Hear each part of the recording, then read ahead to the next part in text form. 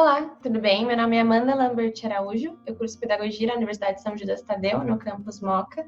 Eu estou no 8º semestre, no último, e as minhas coordenadoras de estágio são a Cíntia Pettini e a Cristiane Simões. Meu tema desse estágio, desse semestre, é EJA, a Educação de Jovens e Adultos, e nos primeiros vídeos que eu fiz eu falei um pouquinho sobre Freire e como o seu método ajudou muito na aplicação dessa modalidade no nosso país, e também sobre as práticas de ensino na EJA. Agora eu queria falar um pouquinho sobre as dinâmicas que a gente pode promover nesse tipo de modalidade para que o ensino adulto seja de fato efetivo. Eu espero muito que vocês gostem. Como a gente já falou bastante aqui, a EJA ela exige uma sensibilidade diferente na hora que a gente está ensinando, e isso, é claro, também deve ser transportado para como a gente atinge nossos alunos, os materiais que a gente usa, os nossos planos de aula. É importante que nosso planejamento de aula seja condizente a como esses alunos estão se sentindo estando na modalidade um pouquinho diferente da tradicional. Então, a gente não pode chegar e aplicar assuntos e conteúdos e matérias que não serão úteis para esses alunos, para esses adultos. A gente tem que mostrar que eles estão lá para conseguir uma evolução no contexto que eles já vivem. E, mais do que tudo, mostrar que eles podem sair da situação que eles estão, conseguir entrar no mercado de trabalho com bastante qualidade. E é importante que a gente consiga alcançar esses alunos de uma forma um pouquinho mais específica, um pouquinho mais especial. Então, eu falei um pouquinho antes de como muitos professores da EJA, eles não têm material adequado para trabalhar com esse tipo de faixa etária, com esse tipo de público, e acabam tendo que adaptar alguns materiais da educação infantil, na parte de alfabetização, e isso acaba apenas causando mais danos para alunos que já têm bastante dano dentro deles, né? Nessa questão de, ok, estou numa coisa diferente, numa modalidade diferente, é um ritmo diferente, eu estou num tempo diferente, com pessoas que estão junto comigo, mas que eu não conheço a história de nenhum deles, e estamos todos, entre muitas aspas, atrasados. Isso é o pensamento deles. Então, a gente tem que fazer de um jeito que mostre que eles estão numa modalidade diferente, mas que isso vai ser possível. Então, o planejamento de aula para esse tipo de público, ele deve ser adequado e pensando no que a gente já falou 1 trilhão de vezes, que é na contextualização. É claro que em nenhuma modalidade, nenhuma idade, o conteúdo deve ser jogado de maneira um pouquinho mais, sei lá, expositiva. A gente não pode transferir, vomitar conteúdo na cara do nosso aluno. Mas para a EJA, isso é ainda mais importante. A gente conseguir planejar de um jeito que eles consigam identificar a importância daquilo no dia a dia é ainda mais importante, justamente porque os adultos, eles têm uma coisa diferente que é: já estou nessa estrada há muitos anos, eu tenho meu contexto já bem fixo, eu sei o que eu vivo, eu sei para que eu quero esse conteúdo que essa educação está me trazendo. Então, seja para mercado de trabalho, eu quero conseguir um emprego, sei lá, eu quero conseguir participar de debates, quero conseguir uma bolsa numa faculdade, eu não sei, cada um tem a sua motivação. Mas a gente tem que mostrar que, independente de qual for essa motivação que eles têm, eles vão conseguir um bom resultado, porque a gente vai adaptar todo tipo de material para o contexto em que eles vivem e para os objetivos que eles querem alcançar.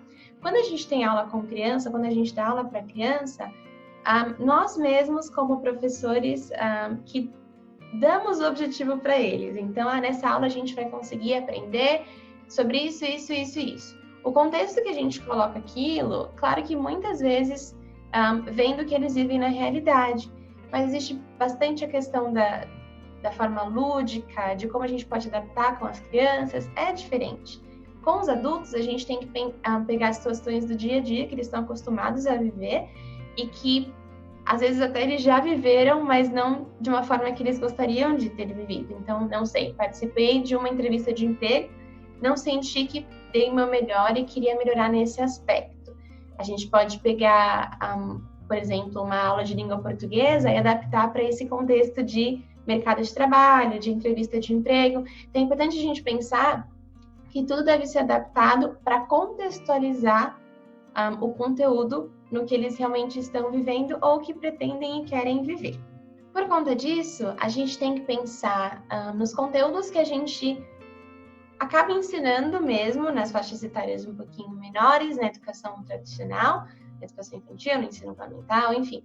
E a gente tem que adaptar esse tipo de conteúdo para esses adultos. Então, por exemplo, vamos supor que a gente quer ensinar sobre a cadeia alimentar. A gente não pode simplesmente pegar a foto de um livro com a cadeia alimentar, mostrar e falar, gente, é isso, isso, isso e isso.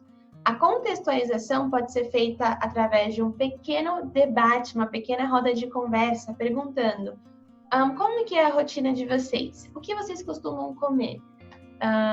Vocês acham que tem uma rotina saudável? Por que vocês acham que é importante comer esse tipo de comida? Por que vocês acham que não é legal comer esse outro tipo de comida?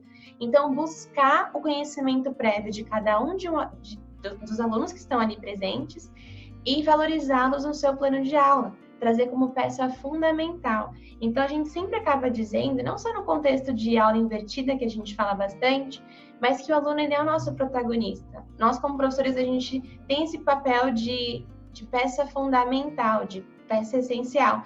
Mas quem realmente protagoniza o processo de ensino-aprendizagem do começo ao fim é o nosso aluno. Então, valorizar cada um dos conhecimentos prévios que ele já tem vai ajudar muito nos resultados que eles podem ter no final. Então, no objetivo que eles querem realmente cumprir. Por conta disso, eu queria mostrar para vocês algumas ideias de algumas aulas que a gente pode colocar em prática quando a gente também está ensinando essa modalidade que é a EJA. E é importante que a gente saiba que tudo vai depender do perfil do nosso aluno. A gente não pode generalizar. É o tipo de atividade que funciona bem para um público adulto que está no contexto da EJA, mas é importante que a gente adapte de acordo com cada realidade que é vivida em sala de aula. Bom, para darmos uma continuidade um pouquinho melhor na questão de ideias de dinâmicas para a EJA, eu resolvi pegar algumas ideias que a gente pode utilizar com essa modalidade e falar de uma forma um pouquinho mais geral como que a gente consegue promover uma educação de qualidade através de uma contextualização adequada para esse tipo de público, para esse tipo de aluno. Começando um pouquinho, eu queria mostrar para vocês algumas formas que a gente pode utilizar coisas do dia a dia para poder ajudar na aquisição da linguagem na questão de alfabetização e até mesmo em como a gente consegue até provocar uma reflexão um pouco mais crítica, uma questão de formar o aluno como um cidadão crítico e não só como um aluno que vai saber o conteúdo como uma coisa memorizada. Então, a gente pode utilizar revistas, a gente pode utilizar jornais, e até mesmo uma ideia um pouquinho diferente, que eu acho que seria muito bacana, que seria o uso de diários. Então, isso vai mais do que tudo mostrar para o aluno que ele está aprendendo coisas que ele vive no seu dia a dia. Então, quando ele tem um diário para poder anotar tudo que ele aprende, não só um caderno, né? Mas um diário para conseguir mostrar o que ele está aprendendo a cada dia que passa e trazendo aprendizado para o que ele vive na vida real, isso é muito importante. Eu penso na minha avó. A minha avó, ela aprendeu a ler bem tardiamente e ela tinha uma agendinha em que ela escrevia o nome dos netos, em que ela escrevia o nome dos filhos. Então é como se fosse um diário de aprendizado, mas trazendo aquilo para o que ela vivia, o que ela vive. Então é uma coisa muito importante porque mostra como o aprendizado pode ser de fato uma coisa efetiva e significativa. Então ele vai trazer da escola vários conhecimentos que vão se juntar com conhecimentos prévios que ele já tinha, e aí vão formar uma coisa extremamente de sucesso, de qualidade, porque ele vai conseguir entender, vai conseguir ver quais são os resultados que ele está atingindo e a curto prazo, né? Uma coisa que vai demorar muito tempo para aparecer. Então é muito importante. A primeira dinâmica que eu vou falar, que eu acho muito importante e muito legal, seria uma dinâmica para primeiro dia, ou primeira semana. Então, a gente sabe que os alunos da EJA, eles não são alunos que se comprometem, na maioria das vezes, a ficar por bastante tempo. Às vezes eles acabam saindo da escola.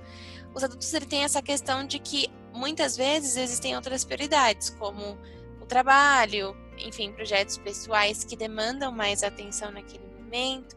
Então, isso acaba sendo um problema muito grande na EJA. Mas como uma dinâmica de primeira aula ou de primeira semana, enfim, existe a dinâmica do barbante. Eu dou aula de língua inglesa, é bem diferente do ambiente, da modalidade da REJA, porque meu público-alvo são os adolescentes, mais como pré-adolescentes, e ao saber que eles vão estar numa turma, numa sala com bastante gente, dá aquela desconfiança, né, de será que eu vou me abrir o suficiente para conseguir adquirir aprendizado? Então eu vou me abrir de maneira bastante vulnerável para me permitir errar, para poder aprender, para pessoas que eu nunca vi na vida, que eu não conheço. Então acho muito importante a gente pensar nas primeiras semanas como uma coisa bem de aquecimento, de vamos nos conhecer, a gente vai compartilhar essa jornada juntos, é uma coisa que todo mundo tem em comum, e os resultados eles virão se a gente conseguir se apoiar e trabalhar um com os outros, porque isso é fundamental. E a dinâmica do barbante, ela é bem bacana, porque ela só exige um barbante, nada mais, então é uma coisa simples. E como que funciona? Uma pessoa ela vai começar esse jogo, né, essa dinâmica, e ela vai pegar a pontinha do barbante com uma mão, enquanto ela segura com a outra também, e vai jogar para um colega, e vai fazer uma pergunta sobre ele. Então, por exemplo, qual que é o seu nome? E aí essa pessoa ela vai responder, e aí ela vai pegar o barbante também, segurando a pontinha, e vai jogar para outra pessoa. A intenção é que forme essa teia que dá para ver na imagem. Só que o mais interessante, na minha opinião, não é nem essa questão das perguntas que serão feitas, mas a parte de volta, de como colocar o barbante de volta normal, como desfazer a teia. E como que isso acontece, na verdade? A última pessoa que respondeu a pergunta, ela tem que fazer a pergunta para quem jogou o barbante para ela. Só que o mais importante é que a pergunta não deve ser em direção à pessoa que o barbante está sendo jogado, e sim sobre um outro colega. Então, não sei, eu posso perguntar sobre a Maria, quantos filhos ela tem. Então, o importante daqui é que todos prestem atenção em todas as informações.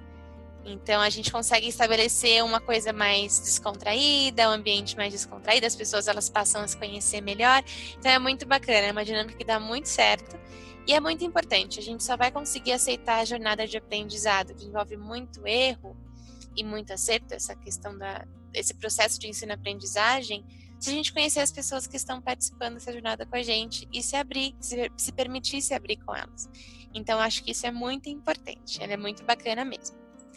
Outra ideia é a dinâmica do feriado, que é muito legal. E ela pode ser expandida, ela pode ser diminuída, é uma questão muito de entender os alunos com quem a gente está trabalhando e ver se isso funciona da forma mais adequada.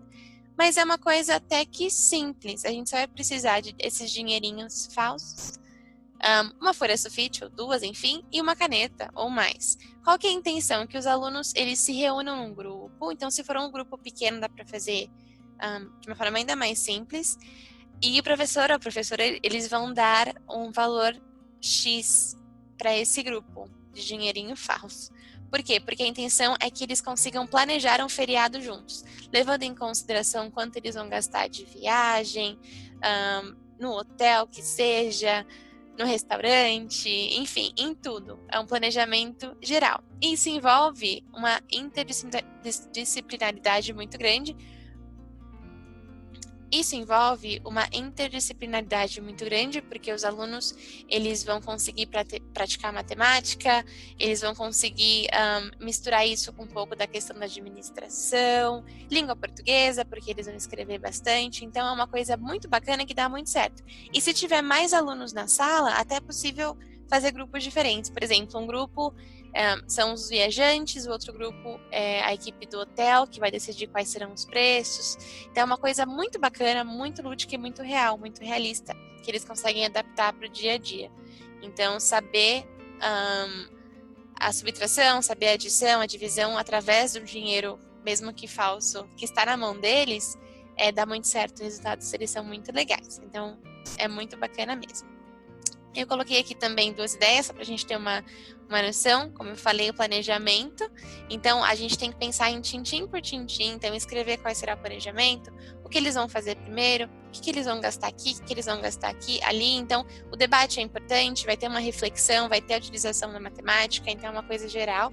E a gente consegue até mesmo estudar geografia, se a gente pensar em lugares específicos. Então, é um projeto que pode ser mais extenso, menos extenso, mas que com certeza garante bastante resultado. E é muito bacana mesmo.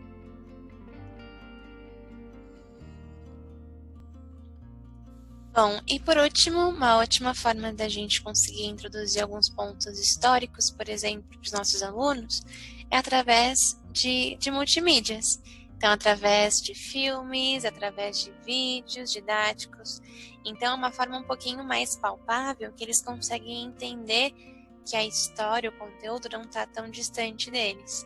Então, assim, eu acho que é uma coisa que funciona super bem em qualquer modalidade, com crianças, com adolescentes, você trazer para o aluno, né, para a pessoa, para o grupo, aquele conteúdo de uma forma um pouquinho mais realista, faz com que a aprendizagem seja bastante significativa, porque ele vai conseguir entender aquilo como parte do seu contexto atual.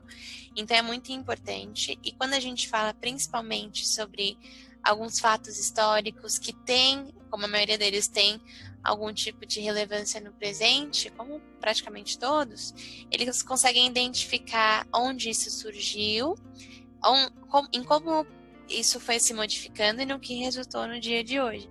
Então, é uma pequena linha do tempo que faz com que seja uma coisa que eles consigam associar, que eles consigam se encontrar e que seja de fato uma coisa significativa para cada um deles e não um conteúdo distante que eles nunca vão saber para que vai ser usado. Então, a gente tem bastante vídeo, bastante filme, principalmente filmes e séries nos dias de hoje que retratam fatos históricos que podem ser utilizados super a favor do professor nessa questão, porque o aluno ele vai muitas vezes até identificar, por exemplo, eu já assisti isso, eu já vi como que foi, então agora eu tô entendendo o que está por trás do que eu assisti. Deixa de ser apenas um entretenimento, que sim, ainda assim é muito valioso, e passa a ser alguma coisa que resulta em conhecimento, e ainda mais conhecimento. Então é muito interessante e é uma ótima ferramenta também para esse tipo de modalidade. Eu espero muito que vocês tenham gostado desse vídeo, das ideias.